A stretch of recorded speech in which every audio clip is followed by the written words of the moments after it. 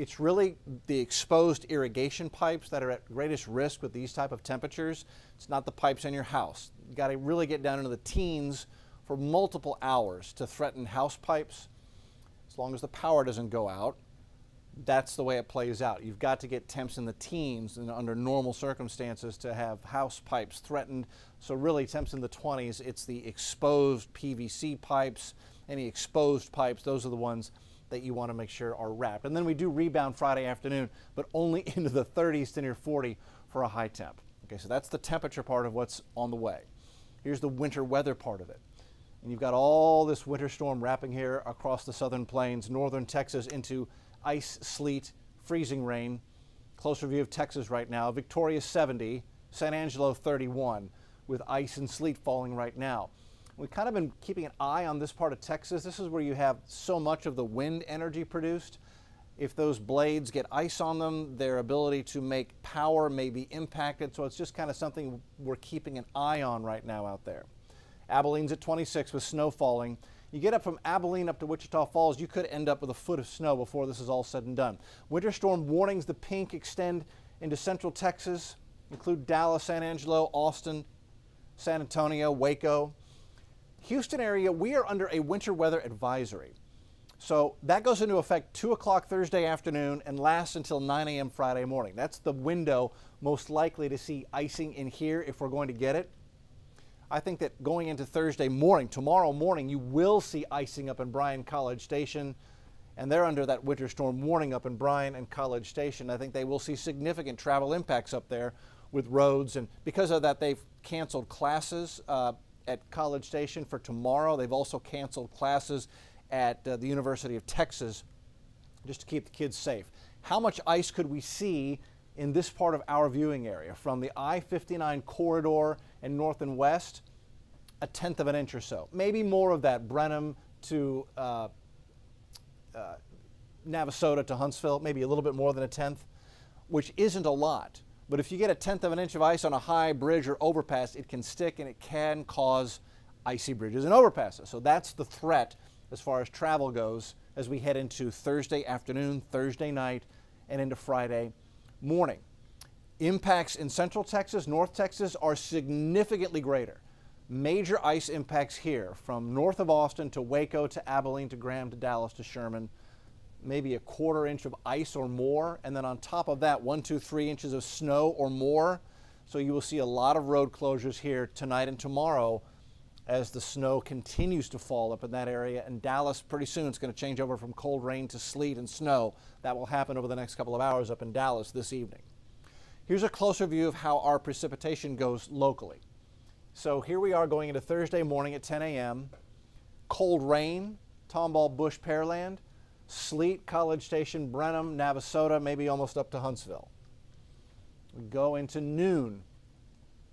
Sleet reaching into north, just the far little tip of northwest Harris County, Austin County, Waller County, Montgomery County, Grimes County, up to College Station in Huntsville and Walker County. We go into Thursday afternoon, 4:30. Light sleet, freezing rain extending into Harris County now, Sugarland, El Campo, Missouri City, Tomball, Spring Woodlands, Bush, Conroe, Willis, Cut and Shoot, Magnolia, Cleveland to Livingston included now in that chance for sleet. Thursday at 8:30 p.m. Tomorrow evening, band of light freezing rain and sleet is possible. That's, I think, the greatest threat for seeing a little bit of icing. When temps drop into the 20s and we get just a little bit of frozen precip, it will all stick on those bridges and overpasses. So we'll be watching the radar very, very carefully. That being said, what's forecast to fall is forecast to be very, very light. So we'll just have to wait and see how much of that ends up causing impacts. And we are estimating icing impacts. This is just the ice part of it. Look at Dallas. High ice impacts expected here. I-35 corridor and then north of Corsicana on I-45 up to Dallas. Heavy impacts tonight and tomorrow with a major ice impacts expected there. For the Houston area, it's minor, what's considered minor icing impacts, but all it takes is minor icing impacts to shut down some bridges, overpasses, flyovers, and heavily impact traffic. And look at how the ice impacts may even extend down into Matagorda and Brazoria County. This is by Friday morning. You may have a little bit of sleet and freezing rain here early Friday morning.